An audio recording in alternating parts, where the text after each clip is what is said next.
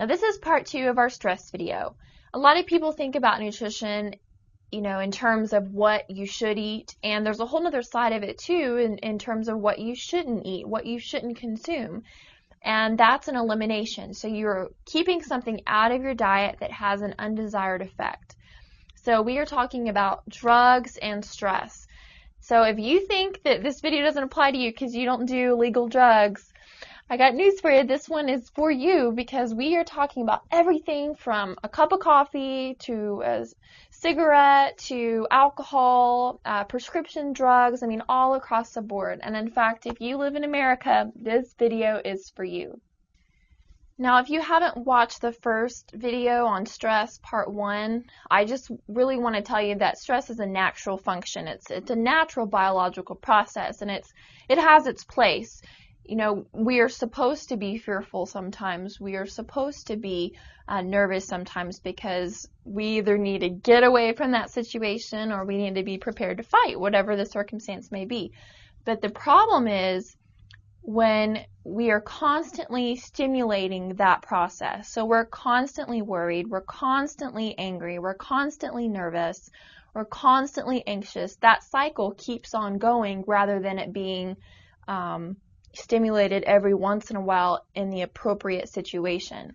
And when it's constantly stimulated, it's going to have major effects on our mental and physical function. Drugs affect that stress response in 3 different ways. Either it has a direct impact, it directly mimics the stress response. 2, it causes withdrawal symptoms when you're coming off the drug, which will cause stress as well. Or 3, it'll deplete your vitamins, and that vitamin deficiency will cause stress as well. So there's 3 different ways, and we're going to go over those.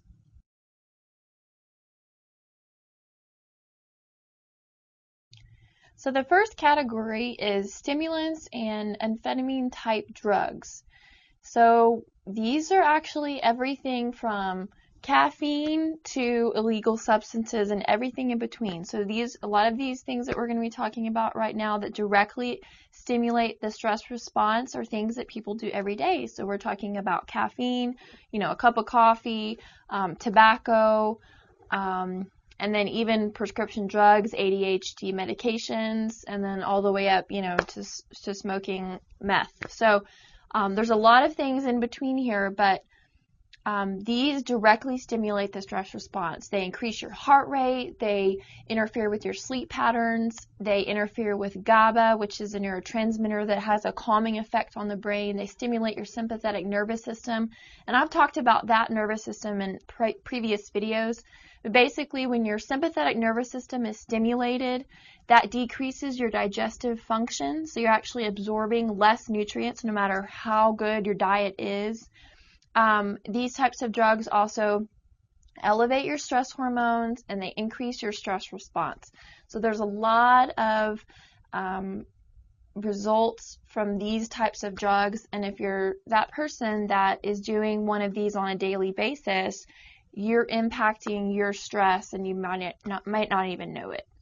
Now, if you are one of those people that has an anxiety problem, or you know that you're that chronic worrier, the last thing you need is to have a stimulant or an amphetamine type drug in your daily routine, because the fact is it's just going to make your stress worse.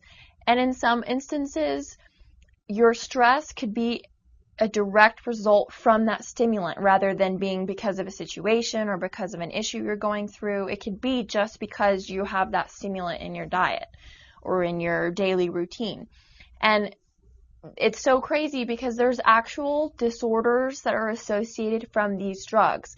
There is called a caffeine-induced anxiety disorder. There is an amphetamine-induced anxiety disorder and an amphetamine-induced mood disorder. See, these are actual diagnoses that are related to just someone consuming a stimulant or an amphetamine type drug.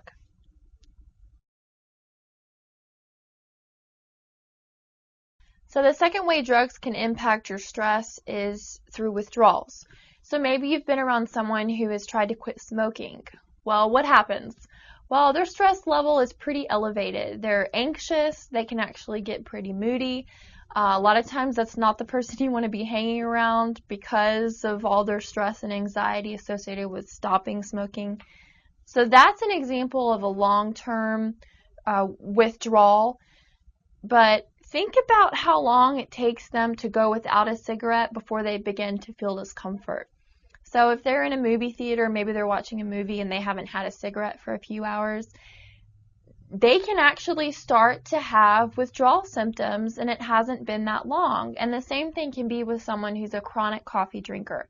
How long does it take them to not have that cup of coffee before they begin to feel those withdrawal symptoms? Well, the first thing you're going to experience is cravings. So those cravings, your body's telling you, I want that substance. And then it can get worse from there. Those can go to headaches. It can go to increased anxiety. And then it can even go further than that if something is, a severe substance. Headaches are something that a lot of people get on a very continual basis.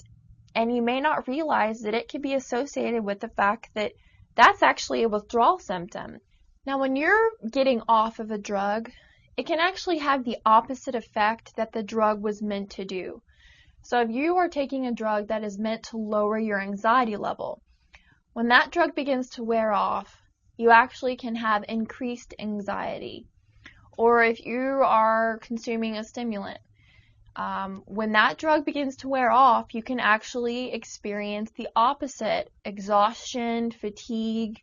Or if you are taking a drug for depression and it's supposed to boost your mood and make you feel happier, when that wears off, it can actually cause you to have greater depression than before when you took the drug. So the point is that whatever drug or whatever substance you're taking, when the drug begins to wear off, the withdrawal symptom itself can be the opposite of what the drug was meant to do.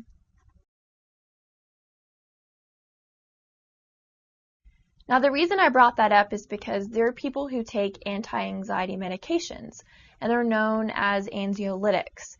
And these medications are very addictive. And the problem with them is that when the drug begins to wear off, it can cause very much so increased anxiety.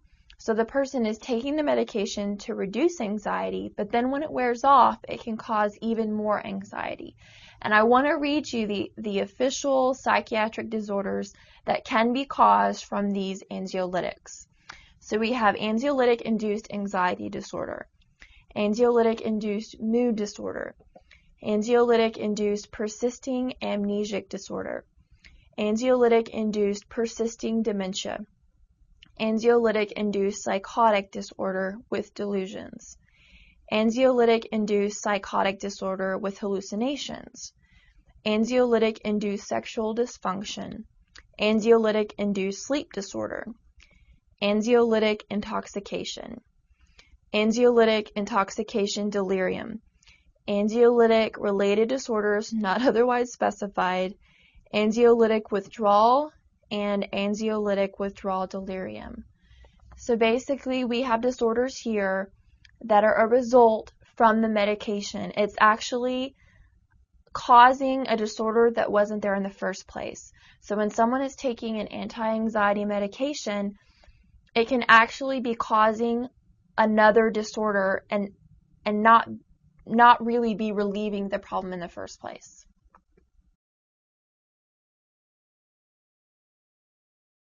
Now, the other thing I want to point out is I've heard people say before, and maybe you've heard people say this too, well, I smoke because it calms me down, or I drink coffee because it relaxes me. Well, these are stimulants, and they're supposed to excite you. So that's sort of a confusing phenomenon because it's a stimulant and it's supposed to excite you, yet it's calming you. Well, what's going on there is that that calming, relaxing effect is actually undoing that withdrawal symptom. So the reason why that person feels relaxed or that person feels calm is because they're not experiencing those withdrawal symptoms anymore. So if you are if that category fits you, if you're that person who is calmed or feels more relaxed by taking a stimulant, that's actually a very good sign that you could be addicted.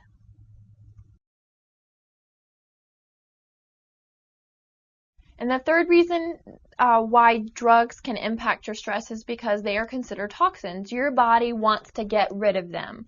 So that's why alcohol and caffeine are considered diuretics. And a diuretic is something that causes your kidneys to work harder.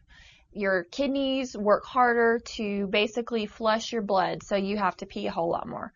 And then also, when someone is taking a substance or taking a stimulant or, alcohol or caffeine or whatever it may be, a lot of times the effect that they're seeking when they take that substance is actually a symptom of the body trying to detox. So if your heart's beating faster, if you feel energized, a lot of times that's the symptom that your body is showing, because it's initiating all the organs, it's, sending out all these signals to tell your body to get rid of this, because this is not what your body needs. And in that process, in that detox process where your body is trying to flush this thing out, you burn through your vitamins. So we're talking major stress here. Your body is freaking out because you need vitamins.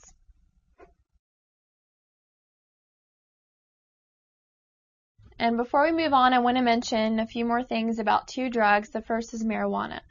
So the first point is that it doesn't feel as good coming down as it did when you were getting high. So just like, feeling good when you were drunk, or feeling good when you were speeding on, your drugs, or if you were high on marijuana, you're not going to feel very comfortable. You don't feel very good when you're going down, when the drug is wearing off. And the reason why this is happening is because the point two is that you're going through a detoxification. You're burning through those vitamins. Your body is trying to get rid of that junk, and that's not going to make you feel very good. It's going to contribute to your stress. And then number three is that you can actually get paranoid when on marijuana. So there's people that have increased anxiety when they're smoking marijuana.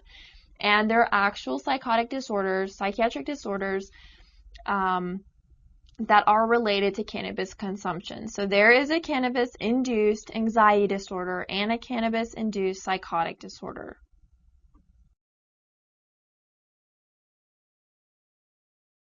And the last drug I want to mention is alcohol. And just like with all the other drugs, when you come off that drunken state or that high of the drug, you are going to go through withdrawals. And a hangover is the detoxification process. Your body is trying to get rid of that alcohol, and you are burning through your B vitamins faster than any other substance you could consume. Your body is trying to get rid of that substance. And when that happens, you have withdrawal symptoms, and that's what a hangover is. And there is an actual psychiatric disorder associated with alcohol consumption, and it basically is alcohol-induced anxiety disorder. In other words, alcohol consumption can cause increased anxiety.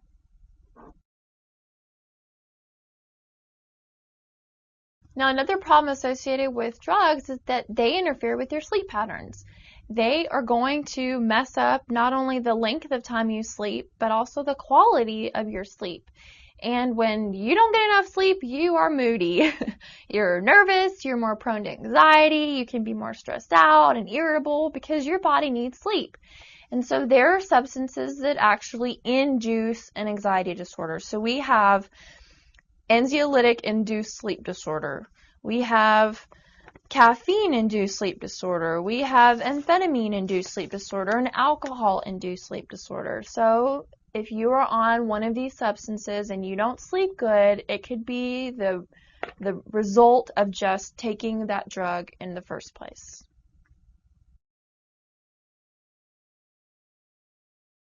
Unfortunately, in our society, people have the tendency to self-medicate.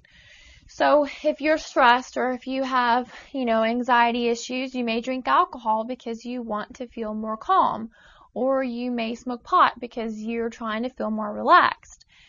And so you're actually using a drug to reduce your stress when in actuality it can be increasing your stress. So even like the drugs that we talked about, anxiolytics, they're, like Xanax, they're actually some of the most abused prescription drugs in the market, and they're sold illegally all the time because people want to feel relaxed, and yet in the long run, it's contributing to more anxiety. So it's my opinion that a lot of people who have anxiety problems is just the result of a drug. So whether you realize or not that pot of coffee every morning is actually increasing your stress, or that those mixed drinks or all that beer that you're drinking on a daily basis is burning through your B vitamins so fast that that's contributing to stress, or that your ADHD drugs that you've taken have interfered with your sleep patterns, and so when that happens you have more anxiety. So whether or not those are what you're taking throughout the day, or the other things that we've mentioned, if that's something you're doing on a daily basis, it is having an impact on your anxiety.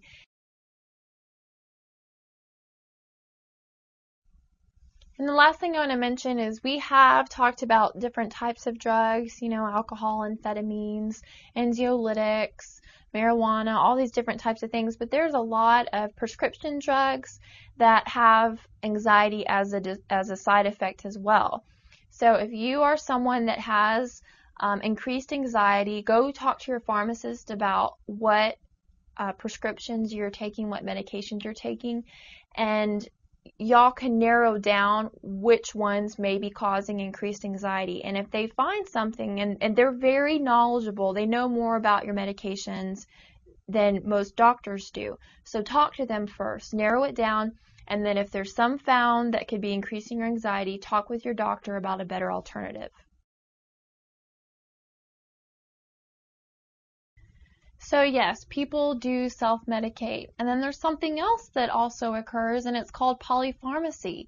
So someone may start out, they have trouble concentrating, so they're put on an ADHD medication. Well, one of the side effects of ADHD can be increased anxiety. And so because of that increased anxiety, they're put on an anxiolytic. And one of the side effects of that could be increased mood disorders. And so, that person goes back to their doctor, and their doctor puts them on, another medication to calm the moods and to kind of help chill them out. And so the long-term look is that someone could be on 5 or 6 medications, and it all was a result of one problem in the beginning, and they're all trying to cover up the side effects of each one of the other ones. And so all the while, all these medications and all these drugs are burning up your vitamins. Your body is detoxing and trying to get rid of all this junk. And when that happens, you're going to have vitamin deficiencies. And when you have vitamin deficiencies, you have increased stress. And that's our next video. So subscribe to our videos and take care of yourself. I will see you next time.